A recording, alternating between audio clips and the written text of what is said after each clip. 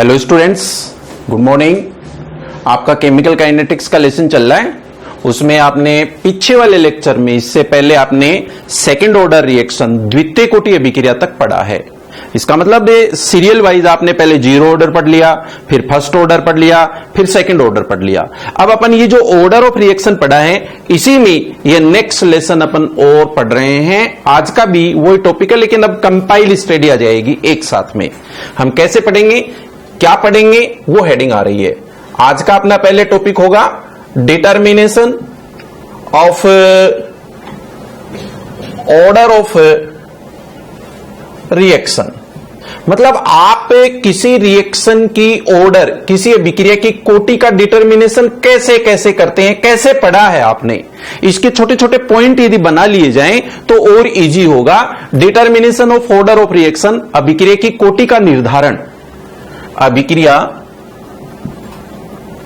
कोटि का निर्धारण कैसे किया जाता है, यह हम पढ़ना चाहते हैं। इसके लिए आपने एक पॉइंट तो पहले से प्रिपेयर कर लिया है। वो क्या था? Integration method. Integration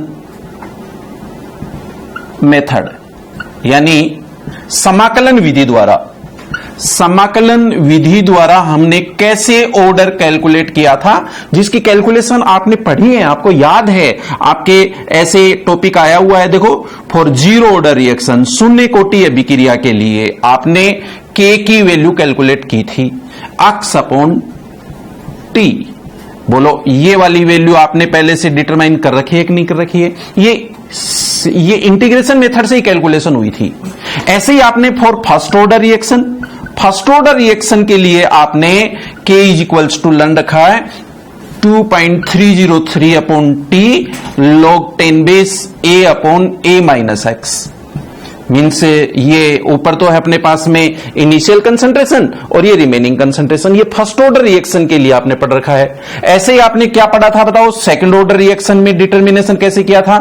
K is equals to 1 upon T into x upon a into a minus X. ये फॉर्मूला आपके पास में आया हुआ है सेकंड ऑर्डर रिएक्शन के लिए। तो सबसे पहले तो जरूरी है कि आपको integrated rate equation constant k की value first order, zero order, first order, second order के लिए आना ही चाहिए।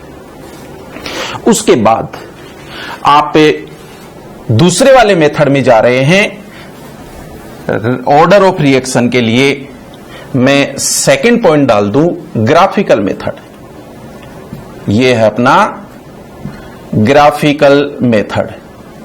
तो ग्राफिकल मेथड से, यानी कि ग्राफीय विधि से हम ऑर्डर ऑफ रिएक्शन कैसे कैलकुलेट करते हैं, ये वाला टॉपिक प्रिपेयर करते हैं। तो सीखिए इसको।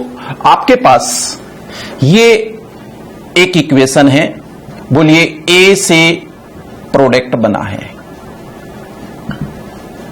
इस रिएक्शन में हम A minus A zero, A minus x और x प्रोडक्ट लिखते हैं, और उसके बाद रेट लो से इस इक्वेशन को कैसे लिखते हैं।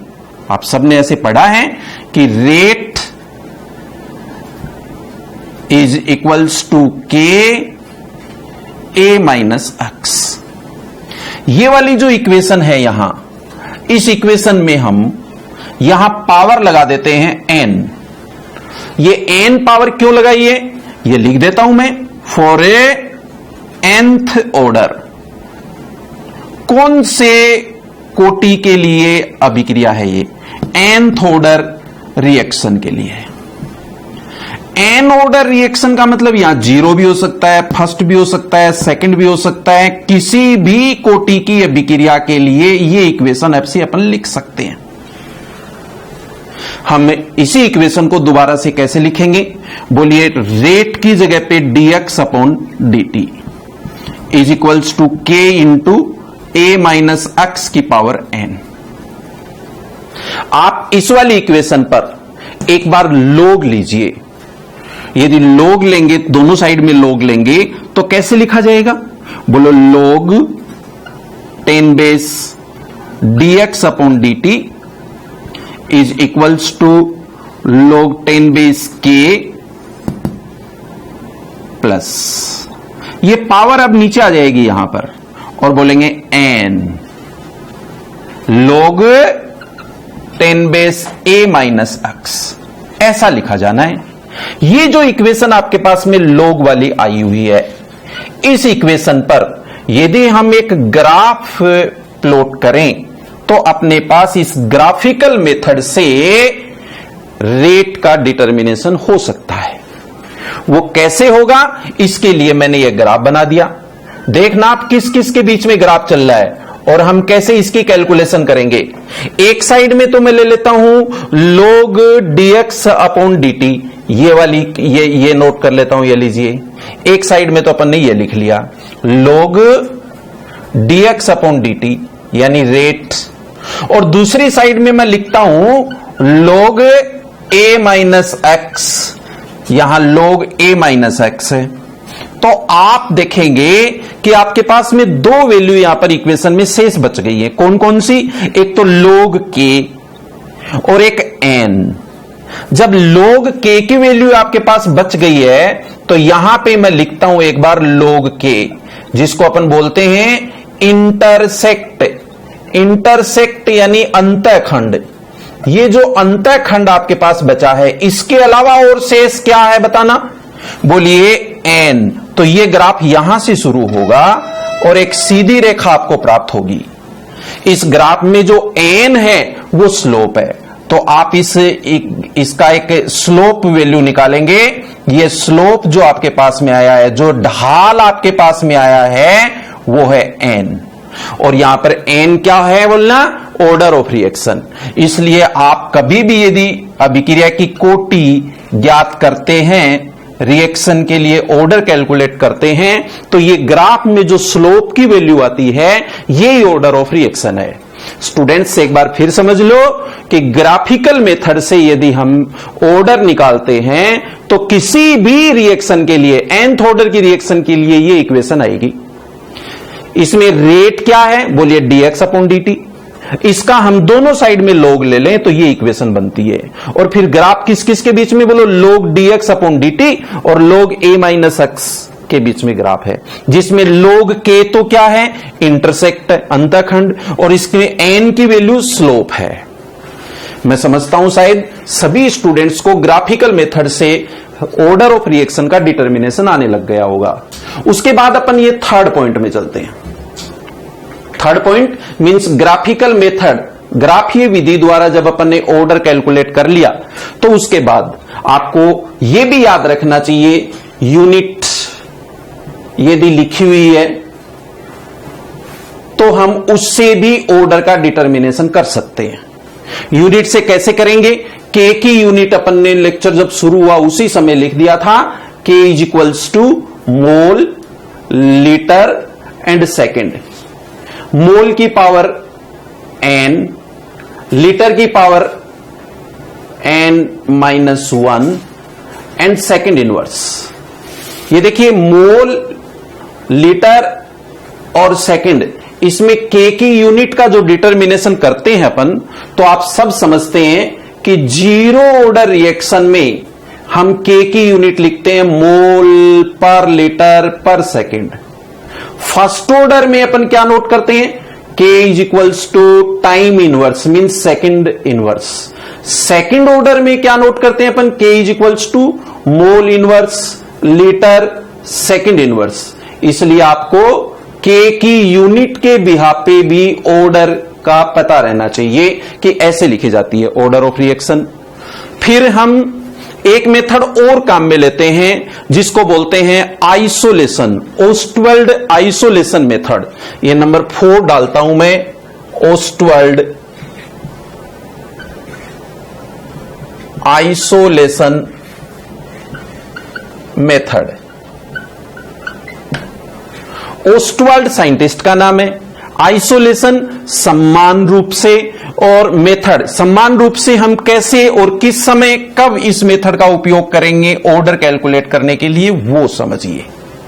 यहां एक बात याद रखने की जरूरत है, ये वाला मेथड अपन तब काम में लेंगे जब अपने पास reactant A plus B plus C type के हों, यानी 2 से ज्यादा प्रकार के रिएक्टेंट हैं, A B C D ऐसे।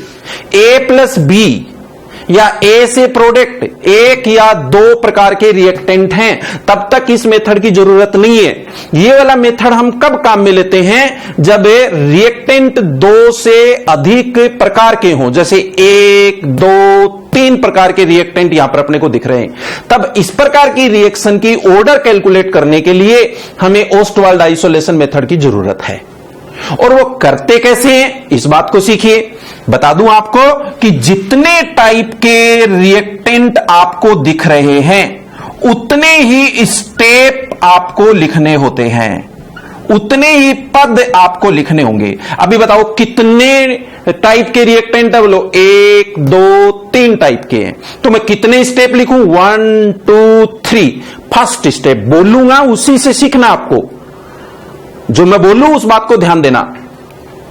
माना कि ए की कंसंट्रेशन पर रेट डिपेंड करती है। मैं रिपीट करूं, फर्स्ट स्टेप ए के लिए बोल रहा हूं। माना कि ए की कंसंट्रेशन पर रेट डिपेंड करती है, बी और सी की कंसंट्रेशन पर रेट डिपेंड नहीं करती है। दोबारा बोलते हैं इस पॉइंट के लिए, देखो। माना कि बी की कंसंट्रेशन पर रेट डिपेंड करती है, तो मेरे साथ रिपीट करो, अब आगे क्या बोलूं? बोलो ए और सी की कंसंट्रेशन पर रेट डिपेंड नहीं करती है। थर्ड पॉइंट बोलिए, क्या आना चाहिए? बोलिए, माना कि सी की कंसंट्रेशन पर तो रेट डिपेंड करती है, और किस पर डिपेंड नहीं करती? ए और बी। एक बार फिर देख लो, ए की कंसंट्रेशन पर तो रेट डिपेंड करती है, और बी और सी की कंसंट्रेशन पर रेट डिपेंड नहीं करती है। माना इस स्टेप का ऑर्डर है पी। ये आइसोलेशन मेथड है ऐसे। अब दोबारा से देखिए, सपोज बी की कंसंट्रेशन पर तो रेट डिपेंड करती है, but rate of reaction does not depends upon the concentration of A and C. A और सी पर डिपेंड नहीं करती। सपोज अब ऑर्डर ऑफ रिएक्शन है क्यू, तो आप खुद बताइए थर्ड पॉइंट क्या आना चाहिए? बोलिए, suppose the concentration of the rate of reaction depends upon the concentration of C. C की सांद्रता पर अभिक्रिया का वेग निर्भर करता है, but the rate does not depends upon the concentration of A and B. A और बी की कंसंट्रेशन पर रेट डिपेंड नहीं करती है। तो मान लीजिए अब अपने पास में ऑर्डर है आर, तो सभी स्टेप्स की ऑर्डर को टोटल जोड़ लीजिए और कितना आंसर आता है वो लिख दीजिए। बोलिए, ऑर्डर अभी कितना आया? P plus Q plus R. ये मेथड होता है ओस्टवाल्ड का। ओस्टवाल्ड मेथड कब काम में लिया जाता है बताओ? ओस्टवाल्ड मेथड को काम में लेते हैं जब रिएक्टेंट दो से अधिक प्रकार के हों। जैसे अभी आपके पास में रिएक्टेंट कितने? ए प्लस बी प्लस सी, दो से ज्यादा प्रकार के हैं ना। ऐसी रिएक्शन में ऑर्डर ऑफ रिएक्शन कैलकुलेट करने का तरीका है। कैसे है? जितने रिएक्टेंट आपके पास में, मान लीजिए अभी 3 है, तो 3 स्टेप लिखेंगे, 1 2 3। फर्स्ट स्टेप कैसे लिखे जाएंगे? किसी एक रिएक्टेंट की कंसंट्रेशन पर रेट डिपेंड करती है, तो बाकी के रिएक्टेंट पर रेट डिपेंड नहीं करती है। दूसरा, इस वाले की रेट कंसंट्रेशन पर तो रेट डिपेंड कर रही है, इस समय इनको 0 मान के चलिए। इस समय सी पर ही डिटर्मिनेशन करें, केवल ए और बी की कंसंट्रेशन को 0 माने। सभी स्टेप्स की अलग अलग जितनी भी ऑर्डर आती है उन सबको अपन जोड़ लेंगे। एलिमेंट्री स्टेप में हम इस ऑर्डर को कैलकुलेट करते हैं, मतलब एक रिएक्टेंट को मुख्य मानते हैं, बाकी रिएक्टेंट्स को छोड़ देते हैं। फिर एक रिएक्टेंट को मुख्य मानते हैं, बाकी रिएक्टेंट को छोड़ देते हैं। ऐसे एक एक रिएक्टेंट की ऑर्डर का कैलकुलेशन करते हैं, उसको बोलते हैं आइसोलेशन। इसलिए आइसोलेशन है अकेला। तो वो मैं समझता हूं शायद ओस्टवाल्ड आइसोलेशन मेथड तक आपके डिटरमाइन हो गया होगा। आज का अपना टॉपिक डिटर्मिनेशन ऑफ ऑर्डर चल रहा था, मैंने फर्स्ट वाला जो मेथड है वो पहले ही पढ़ा दिया है, इसलिए यहां पर आज नोट नहीं किया। ये टॉपिक अपन ने कंप्लीट कर लिया है। फिर ग्राफिकल मेथड आ गया है, फिर यूनिट वाइज अपन कैलकुलेशन कर सकते हैं, ओस्टवाल्ड मेथड से बता दिया है। और अब अपन ने ऑर्डर जब अपने पास में होता है तो फिर इसकी कंपेरेटिव स्टडी हाफ लाइफ में कैसे की जाती है, इसलिए हाफ लाइफ का एक फॉर्मूला यहां पर मैं नोट कर दूं, ऐसा फॉर्मूला लिख दूं जिसमें एक ही फॉर्मूले से आप सारी कैलकुलेशंस कर सकते हो। वो कैसे करेंगे उसको सुनिए। हाफ लाइफ को आप लिखा करो टी हाफ, ये टी हाफ है, और इसके लिए आप ये प्रोपोर्शनल का साइन दे दो। प्रोपोर्शनल के साइन के बाद इसको लिखिए 1/a⁻n-1। स्टूडेंट्स मेरे साथ में काम करना, गलती नहीं हो। ये जो मैं फॉर्मूला लिख रहा हूं ये आपके लिए कॉम्पिटिटिव एग्जाम में भी डायरेक्ट काम आता है। लिंक रखिए इसके साथ में, सुनिए। ये जो n है ये ऑर्डर ऑफ रिएक्शन है। अब आप इसकी वैल्यू एक बार 0 करिए। n की वैल्यू कितनी कर दी मैंने? 0। तो बताइए क्या बच गया? a⁻−1 बच गया। देखो ये 0 -1, तो a की पावर कितनी बच गई? -1। -1 है तो मैं ऊपर ले जाऊंगा तो कितनी हो जाएगी पावर? +1। तो बोलिए T half is directly proportional to a। Zero order reaction के लिए हाफ लाइफ डायरेक्टली प्रोपोर्शनल होती है इनिशियल कंसंट्रेशन के। मैं इसकी कैलकुलेशन करके बताऊंगा आपको। देखो यहां पर बता दूं एक बार, सुनिए आप कैसे करते हैं फॉर जीरो ऑर्डर। बोलिए टी हाफ यदि आप करेंगे तो डायरेक्टली प्रोपोर्शनल, n की वैल्यू 0 करो। ये 0 करेंगे तो a⁻0 (1/a⁻0 - 1)। ये पावर -1 है, ऊपर ले जाएंगे तो प्लस की होगी, इसलिए इसको कैसे लिख सकते हैं? बोलो a। जीरो ऑर्डर रिएक्शन में ये आंसर होगा। अब आप इसको फर्स्ट ऑर्डर करिए। फर्स्ट ऑर्डर करेंगे तो देखो कैसे होगा। n की वैल्यू 1 कर दूं मैं, 1 करेंगे ना, तो देखिए फर्स्ट ऑर्डर में 1 मीन्स 0, और जब पावर 0 होती है तो वैल्यू कितनी हो जाती है? 1। इसलिए t half does not depends upon the initial concentration of reactant, A पर डिपेंड ही नहीं करती है। तो फिर ऐसे ही आप मेरे को बताओ कि सेकंड ऑर्डर के लिए क्या लिखा जाना चाहिए। सेकंड ऑर्डर में आप n की वैल्यू 2 करिए, तो बोलिए 2 - 1 कितना बच गया? 1। तो फिर a की पावर 1, इसलिए सेकंड ऑर्डर में आ गया T half is directly proportional to a 1/a या इनवर्सली प्रोपोर्शनल टू a। बोलिए T half is inversely proportional to initial concentration of reactant. इसलिए कहना चाहता हूं कि हाफ लाइफ के लिए अब आप कंपाइल एक फॉर्मूला लर्न रख लो। बोलिए T half is directly proportional to 1/a⁻n-1। मैं समझता हूं आज के ये दो टॉपिक ऑर्डर से रिलेटेड हैं, दो नहीं एक ही, डिटर्मिनेशन ऑफ ऑर्डर। तो ये वाला पॉइंट कितने नंबर पॉइंट बोल दूं मैं इसको?